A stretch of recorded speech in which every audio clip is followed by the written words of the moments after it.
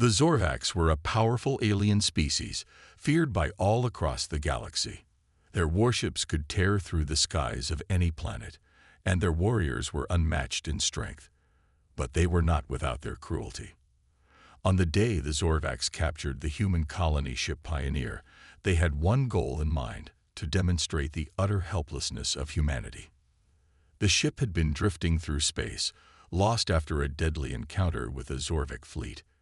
The crew, made up of civilians, scientists, and soldiers, had barely managed to send a distress signal before being boarded. Within hours, the Zorvax had overwhelmed them. Among the prisoners was a young girl, no older than 10 years. Her name was Emily Carter, and she had once been an ordinary child on Earth. Her parents were explorers, but she didn't care about the stars or the planets. She cared about her toys, her friends, and her family. But now, in the dark confines of the Zorvak ship, Emily's world had been turned upside down.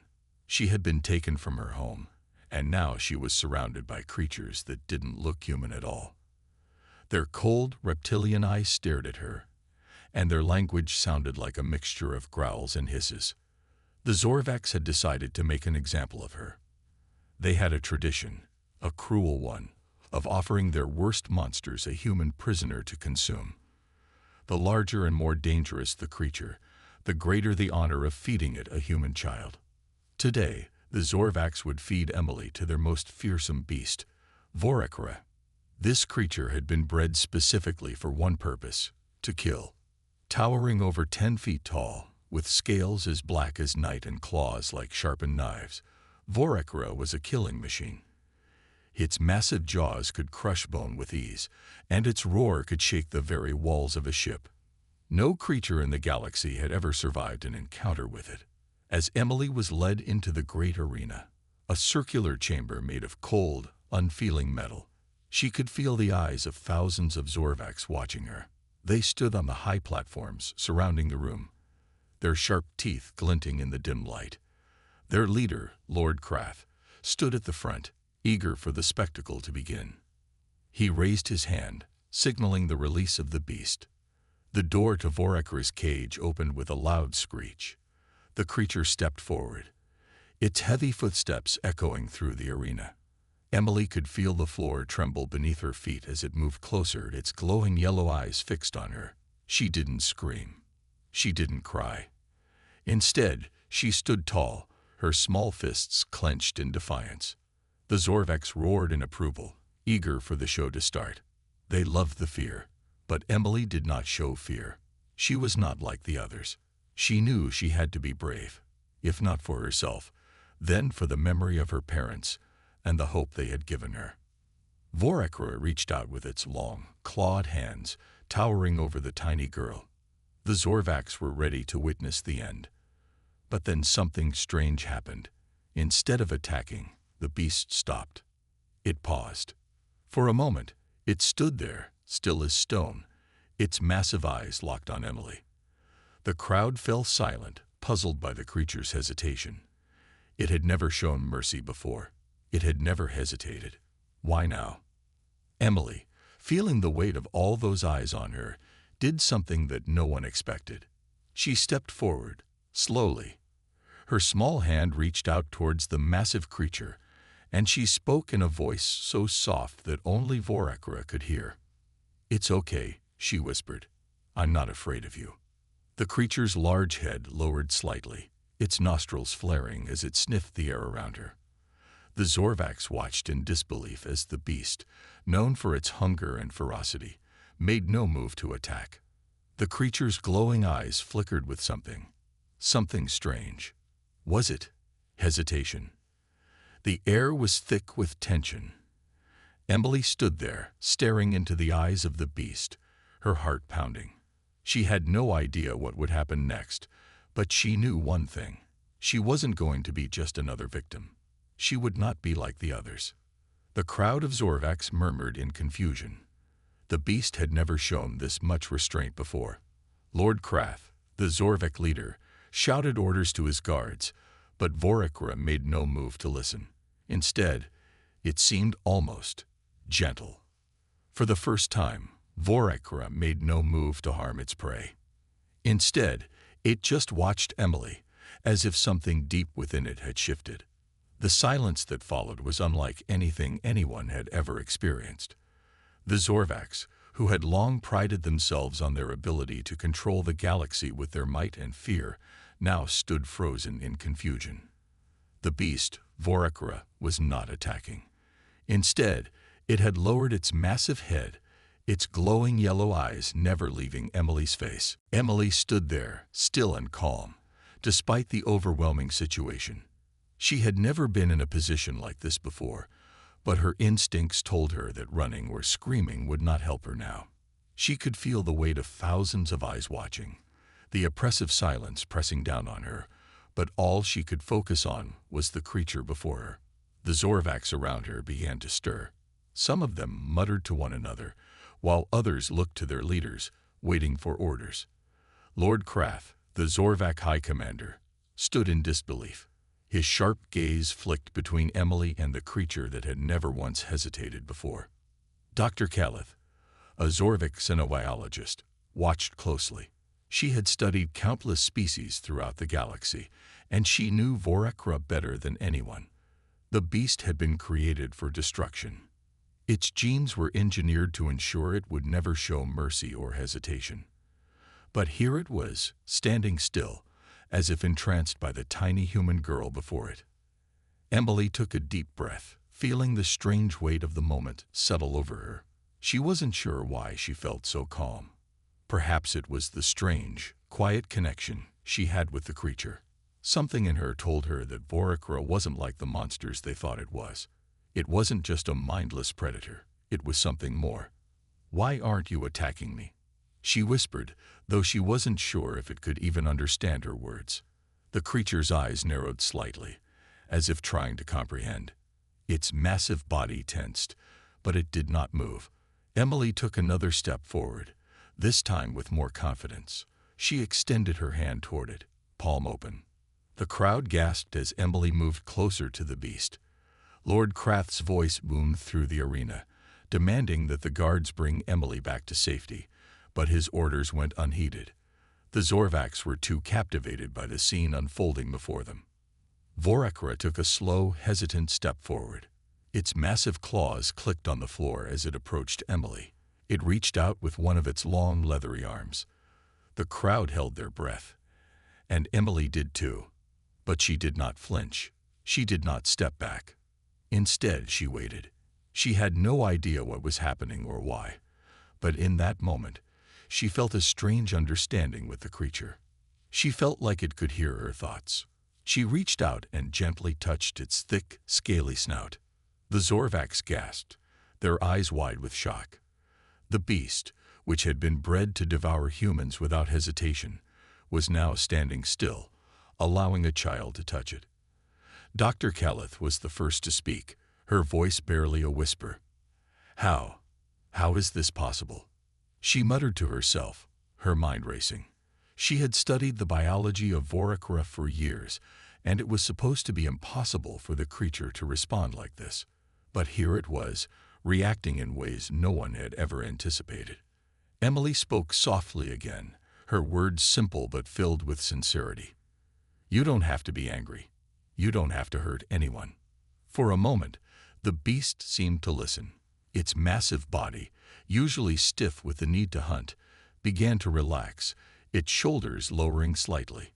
The tension in the air eased, and even the Zorvax could feel it. Lord Krath, his face twisted in confusion and rage, turned to Dr. Calith. "What is this?" he demanded, his voice sharp. "This is a mockery of everything we know. Why isn't it killing her?" Dr. Calith, who had never seen Vorakra act like this, struggled to explain. It's not following its instincts. I've never seen anything like this before. Perhaps it's reacting to her in a way we cannot understand. This child, this human, she might be doing something different." "Different?" Lord Krath scoffed, clearly not believing her. But his words were drowned out by the collective murmurs of the Zorvax watching. They were beginning to see it too. There was something in the way the beast looked at Emily, something more than hunger. It was as though the creature was confused. Emily kept her hand on Vorakra's snout, her fingers barely grazing its rough scales. "I know you're not just a monster," she whispered, her voice full of empathy. "You've been hurt too, haven't you?" The Zorvacs were still, unsure of how to react. They had expected a bloodthirsty creature to tear the child apart, but instead they were witnessing something far more baffling. Vorakra was not a mindless predator. It was something more, something complex, and it was reacting to Emily in a way no one could explain. The creature let out a low, deep sound, a sound that seemed almost like a sigh. Its eyes softened, and for the first time in its life, it wasn't driven by instinct to kill. It seemed peaceful. Emily smiled, though she wasn't sure why. She didn't understand what was happening, but somehow she knew this was just the beginning. The arena was still, the silence pressing down like a heavy blanket. Emily stood with her hand resting on Vorakra's massive snout, the creature unmoving beneath her touch. Around them, the Zorvacs whispered in confusion, their eyes darting from the girl to the beast. Lord Krath, still standing at the front, clenched his fists in disbelief. He had never seen anything like this. Why isn't it attacking her? Krath muttered under his breath, his voice laced with frustration. "She's not afraid," Dr. Calith replied softly, her eyes still fixed on Emily and the creature. "It's as if the child understands something that we do not. It's reacting to her in ways it has never reacted to anyone before." Krath's gaze flicked to the xenobiologist, his expression a mixture of skepticism and anger. "What do you mean, Calith? You've studied Vorakra for years. How could this be happening?" Dr. Calith was silent for a moment, her mind racing. She had dedicated her entire life to studying alien species, but she had never encountered anything like this. She had always believed that Vorakra was simply a mindless killer, created for one purpose, and one purpose only: destruction. But now, in front of her, the beast was showing signs of something far more complex. Perhaps there's something different about humans," she said cautiously. "Maybe it's the way they interact with others, the way they can form connections. This child, Emily, she's not just standing there waiting to be attacked. She's reaching out to the creature in a way no one else could." The more she spoke, the more convinced Dr. Calith became. Humans were known for their ability to adapt, to form relationships even with the most unlikely creatures. Perhaps it was this very trait that was influencing Vorakra. Meanwhile, Emily continued to stand before the beast, her small figure dwarfed by its enormous size. She had no fear in her heart, just a quiet determination. As she gently stroked the creature's rough scales, she spoke softly. "You're not just a monster, are you?" she whispered. "I can tell you don't want to hurt anyone." The Zorvacs watched, utterly perplexed. It was as if Emily and Vorakra had become a part of some strange, silent dance, a bond forming between the two in a way that no one could explain. The guards stood motionless, unsure whether to intervene or simply observe. But the sight of Emily standing before Vorakra, unafraid and calm, was unlike anything they had ever seen. Lord Krath's anger boiled over. "This is a mockery," he shouted, his voice echoing through the arena. "This creature is meant to be a weapon, a tool of fear and power. Why is it behaving like this? It should have killed her by now." But no one could answer him. The truth was, they didn't understand what was happening. They had never seen Vorakra hesitate, let alone show any sign of restraint or affection. As Emily continued to interact with the beast, Dr. Calith moved closer, her mind working in overdrive. She had seen Vorakra growl and fight, tear through prey with terrifying precision. But this was different. She was witnessing something extraordinary. Something was happening inside Vorakra, something she couldn't quite comprehend. Could it be? She murmured, more to herself than to anyone else. Could it be that this creature has the capacity for more than just violence? Could it actually understand her?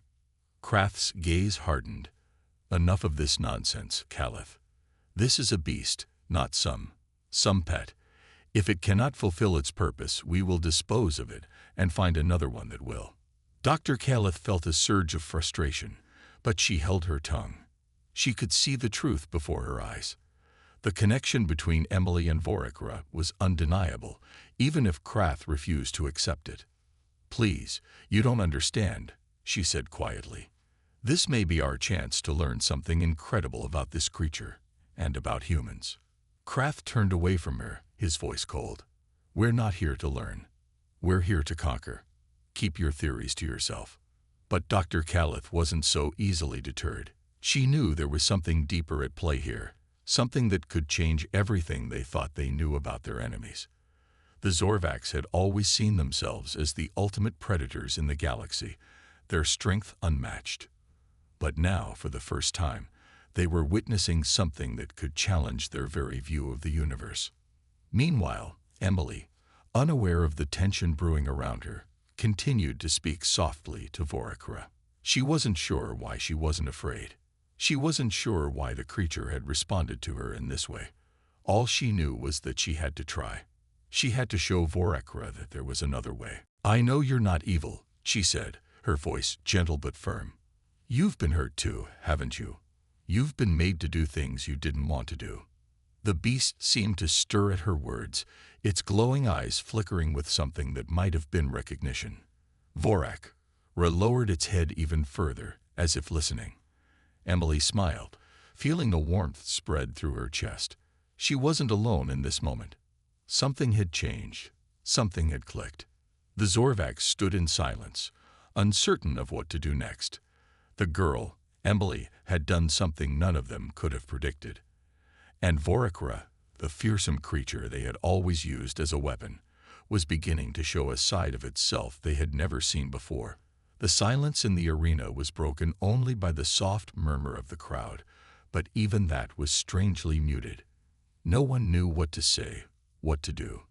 The creature, Voracra, still stood motionless, its eyes locked on Emily, who had not moved from its side. The girl's hand rested gently on the beast's scaly snout, and the Zorvax stood frozen in a mixture of disbelief and confusion. Lord Krath was seething. His fingers twitched as if he wanted to lash out, but he held himself back, his eyes never leaving the strange scene before him. Emily was not reacting as expected. The creature, Voracra, was not behaving as it should. The High Commander was used to having everything under his control, but now, for the first time, he felt uncertainty creeping into his mind. "Caliph," he said through gritted teeth, addressing the xenobiologist who stood nearby, her expression one of astonishment. "Explain this. Now." Dr. Caliph, who had been watching the interaction with growing fascination, turned slowly toward Krath. Her mind was racing, but she knew that the truth was right in front of her. Something extraordinary was happening, something that the Zorvax had never anticipated. But how could she explain it?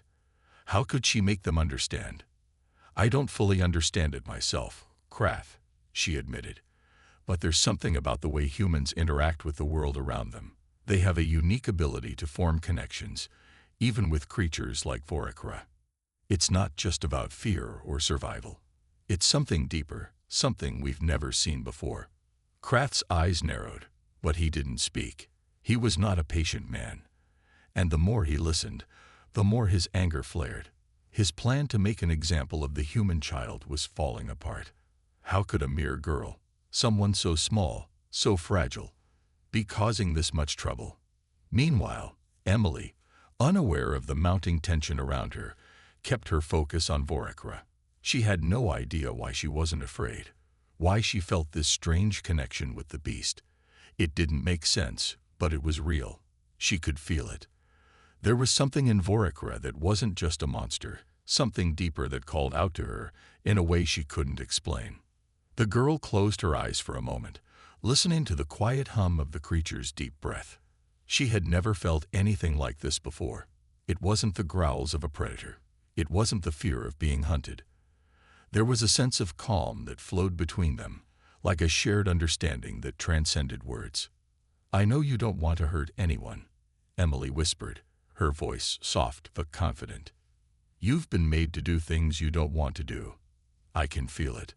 The Zorvax watched in complete silence, still unsure of what was unfolding. Emily wasn't acting like a victim.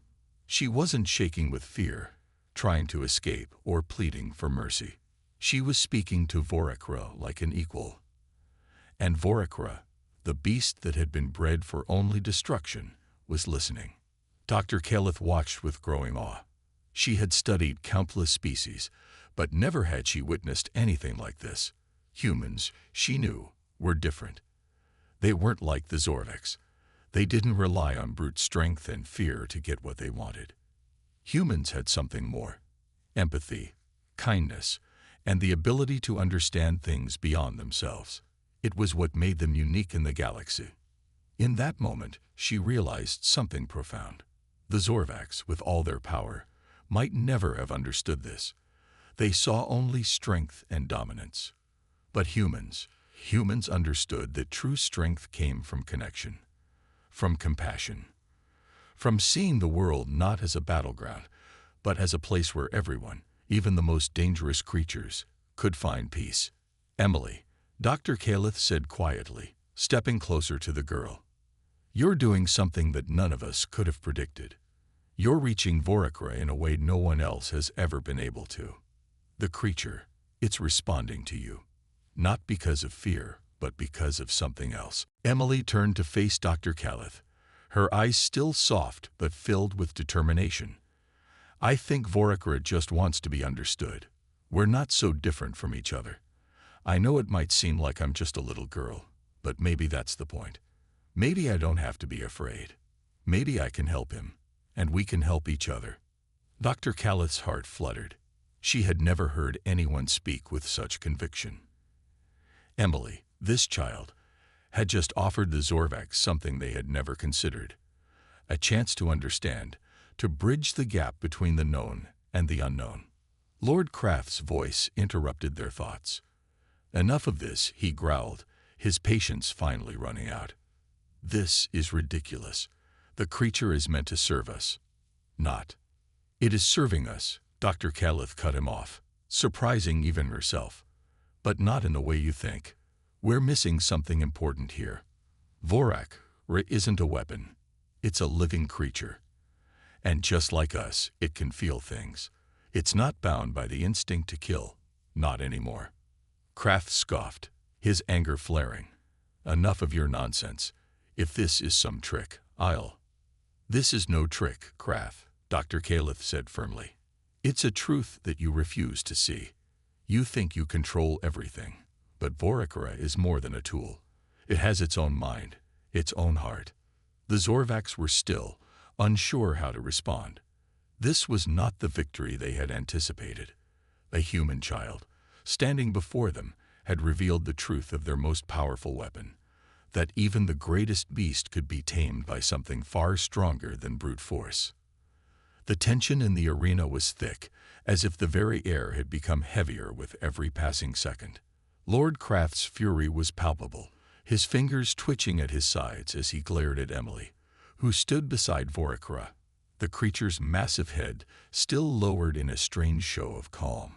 The other Zorvax were equally unsettled, unable to process what was happening before them. "Enough." Craft's voice thundered, but it was clear that his words held little power now. The creature had stopped obeying him. It was not responding as it should. And Emily, this human child, was at the heart of the change. Dr. Calith took a step forward, her voice calm but firm. "Craft, there is something here that we cannot ignore. The bond between Emily and Vorakra is real. I've never seen anything like it. She's not controlling the beast, but she's connecting with it in a way none of us can." Craft's eyes flashed with anger, but beneath the surface, there was a flicker of doubt. He could feel it too. The creature, Vorakra, had always been a weapon, something to be controlled. But now it seemed to have its own mind, one that was listening, not to fear or violence, but to Emily's words. The Zorvik leader's pride would not allow him to admit that he was uncertain, but in his heart, He knew that this child was changing everything. Emily, meanwhile, continued to stand before Vorakura, her hand gently resting on its snout.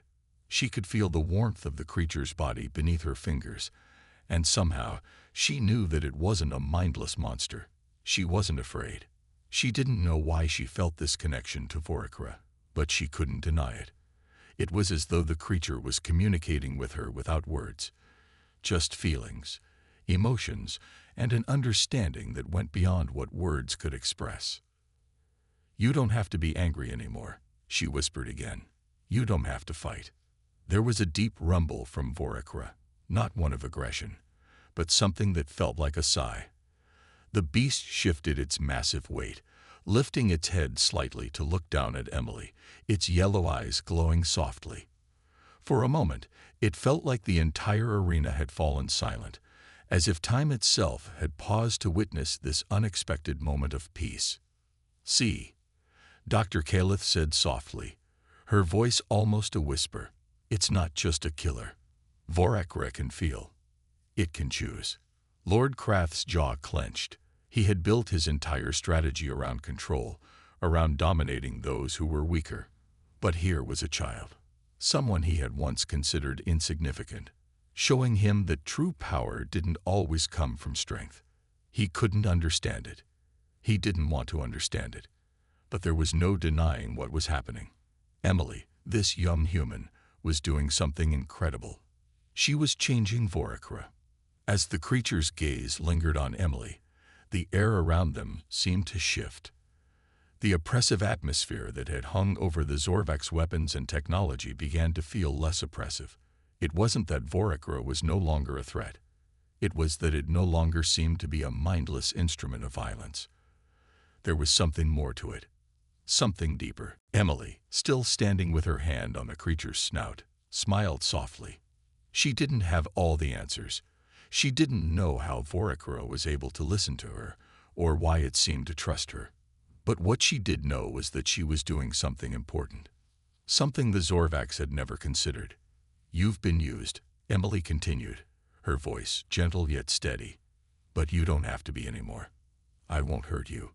I just want to help." A low sound rumbled in the back of Vorakura's throat, one that was not hostile but oddly soothing. The creature's body language had changed completely from the fierce tension it had held before. It was no longer poised for attack. It was still, calmer. Krath's frustration was growing. He couldn't allow this.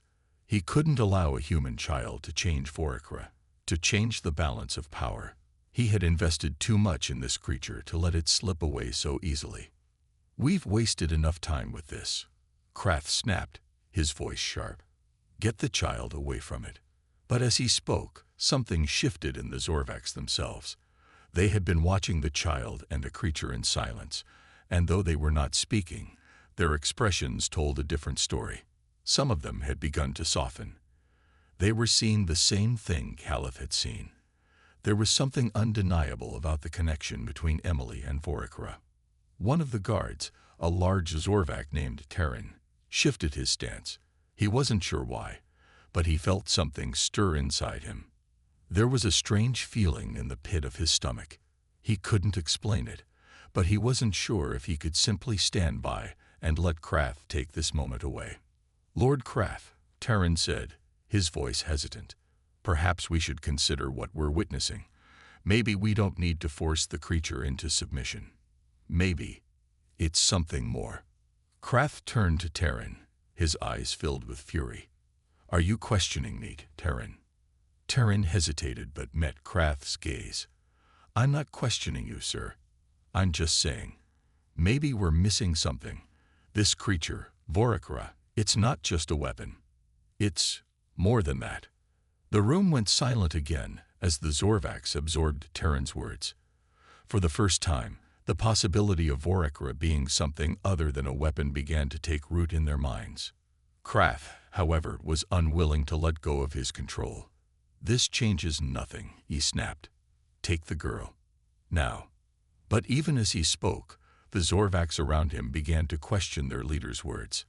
Emily had shown them a different way. And Vorakura, The beast they had used for so long was changing. Maybe it wasn't just a tool for conquest. Maybe it had something else to offer.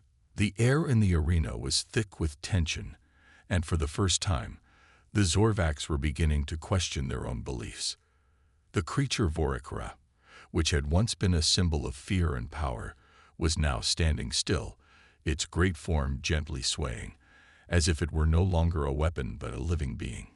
Emily, the human child, had somehow bridged the gap between them, speaking to the beast as if she understood it.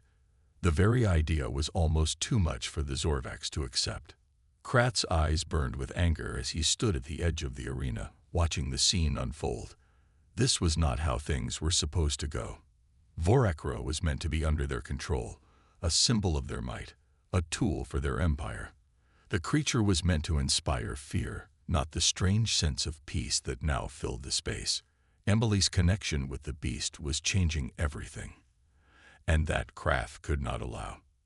He took a step forward, his voice cold and commanding. "Enough of this nonsense. Take the child away from the creature, now." But before anyone could move, Dr. Caliph stepped in front of him, her expression resolute. "You don't understand, Krath. This is something we've never seen before. This connection between Emily and Vorakra is real. It's not just a display of control. It's something deeper, something more." Krath's jaw tightened, but there was a flicker of doubt in his eyes. He had always prided himself on his ability to control every situation, to make sure that nothing ever slipped from his grasp. But now his grip was slipping. Emily was the catalyst, the one who had turned the tide. And Vorakra, his precious weapon, was no longer just a tool. It was something else, something that defied everything Krath had believed. Emily, still standing beside the creature, was unaware of the growing tension around her. She continued to speak softly to Vorakra, her voice calm and steady. "You don't have to be alone. You don't have to fight anymore." Her words seemed to soothe the creature, whose glowing eyes softened, no longer filled with the predatory rage that had once defined it. Vorakra had always been a tool of fear, bred for battle and destruction. But now, it seemed to respond to Emily in a way that no one could explain. The beast was no longer the cold, terrifying monster it had once been. There was something else within it, a spark of something more. The Zorvacs watched in stunned silence, their eyes shifting from Emily to Vorakra. Some of them were beginning to see it, some of them were beginning to understand. The creature was not just a weapon. It was a living being with its own will, its own heart. And Emily had unlocked something in it that no one else had ever been able to reach. Lord Krath's fists clenched, but he could no longer ignore what was happening. He had always thought of Vorakra as a machine, something he could control with fear. But here was this human girl, someone he had once considered insignificant, proving him wrong. "I've seen enough," Krath said, his voice shaking with frustration. "This ends now." But before he could give the order to remove Emily, a voice rang out across the arena. It was Terran, the large Zorvac guard who had earlier questioned Krath's approach. "Lord Krath," Terran said, his voice hesitant but firm, "I think we need to reconsider. This is something different." Krath's eyes snapped to Terran, his face contorted in fury. "You would question me too, Terran." Terran met his gaze, his voice steady. "I'm not questioning you, sir, but we've all seen it. Emily and Vorakra, there's a connection. I don't know what it is, but we can't just ignore it. Maybe it's time we let go of our old way of thinking. Maybe it's time we stop seeing the creature as just a weapon." The arena fell silent.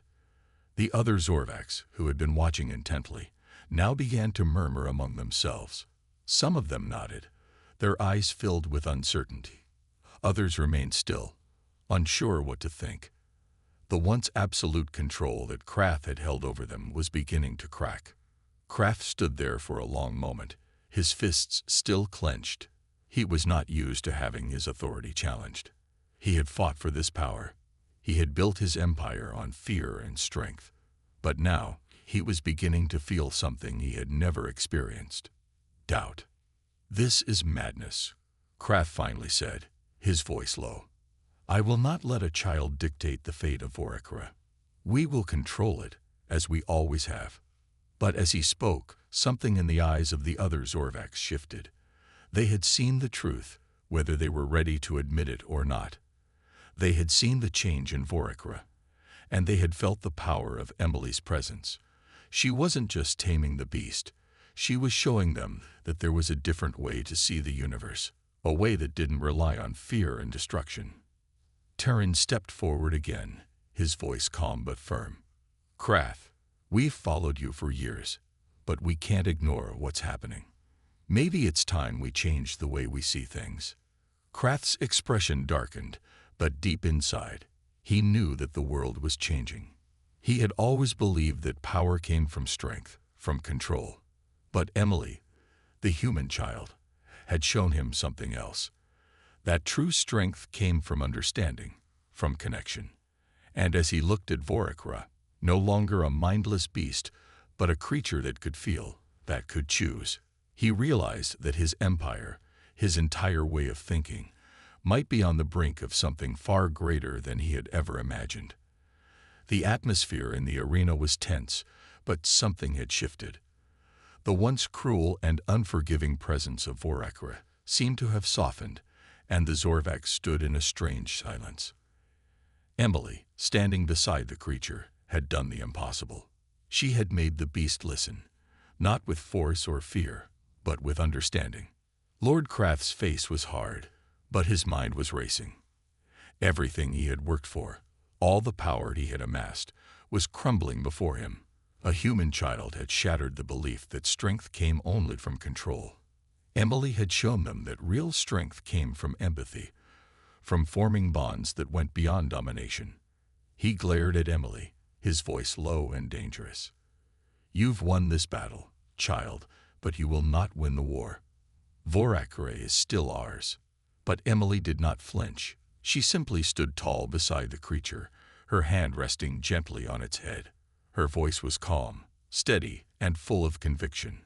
Vorakra doesn't belong to anyone, Krath. It's not a tool. It's a living creature, just like us, and it deserves respect. The other Zorvax were watching, unsure of what to do. Some still held fast to Krath's vision, but others, like Terran, had begun to see the truth. They had felt the change in Vorakra, and now they were seeing it in themselves. For the first time, they were questioning their own beliefs, their own purpose. The world they had known, built on fear and conquest, was no longer the only truth. Terran stepped forward, his voice firm and clear. Krath, it's over. The creature has made its choice, and so have we. It's time to move forward. Time to let go of the past. Krath's eyes narrowed, his pride unwilling to bend. You would betray me for a human child, and a beast. Terran did not hesitate. No, Krath, we're not betraying you. We're choosing something better, something more than just power. For a long moment, Krath said nothing. He was trapped in his own anger, unwilling to let go of the empire he had built. But deep inside, something was changing. He could feel it, though he refused to acknowledge it. His empire was built on a lie that strength alone could rule the galaxy. But now, Emily had shown him that there was a different way, a way that didn't rely on fear. Emily's voice cut through the tension, her words simple yet profound. We don't have to fight anymore. We don't have to control everything. We can live in peace. We can choose to be better. For the first time, Krath felt the weight of those words.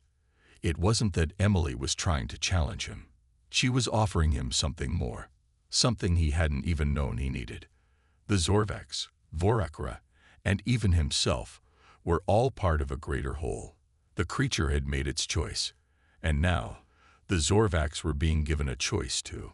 Krath's fists slowly unclenched, his gaze falling to the ground. For the first time in years, he felt vulnerable. The walls he had built around himself were beginning to crumble. Could it really be true? Could there be a future where strength was not measured by fear, but by understanding? He wasn't sure, but deep down, he knew that things had changed. The old ways no longer had the same power. Behind him, the other Zorvacs were whispering amongst themselves. They were starting to see what Emily and Taryn already knew, that true strength came from compassion. They were starting to see that their old way of life, ruled by conquest and fear, was no longer the only path forward. Taryn turned to the rest of the group. We can't go back to the way things were. We can be more than just conquerors. We can be protectors, peacekeepers. Slowly, the Zorvacs began to nod, their faces filled with uncertainty, but also hope. They had always believed that their power came from domination, but now they were being shown that strength could come from something entirely different. They could choose a different path. Krath remained silent, his mind racing. He wasn't ready to give up everything he had worked for, but he couldn't ignore what was happening. He couldn't deny that something had changed, not just in Emily, not just in Voracra, but in himself. And then something unexpected happened. Vorak let out a low, rumbling growl, not one of aggression, but of approval. The creature, whose life had been filled with violence and control, was now a part of something new. It was no longer a weapon. It was a companion, a friend. It had made its choice, and Emily had shown it the way. Emily turned to Voracra, her hand still resting on its head. "We can go home now," she said softly. "Together." The creature nodded, its eyes glowing with an emotion the Zorvacs had never seen before. Peace. As the arena began to clear, the Zorvacs slowly dispersed, some still uncertain, but many with a new understanding. They had witnessed something remarkable. They had seen Voracra, a creature of power and fear, choose a different path, and now they were being given the chance to choose a different future. Krath, standing at the center of the arena, looked out at the others. His empire, his power, had been shaken. But maybe, just maybe, it was time to let go of the past and embrace a future where strength was measured not by control, but by compassion. And as Emily and Voracra left the arena together, the first step of that new future had been taken. The universe would never be the same again.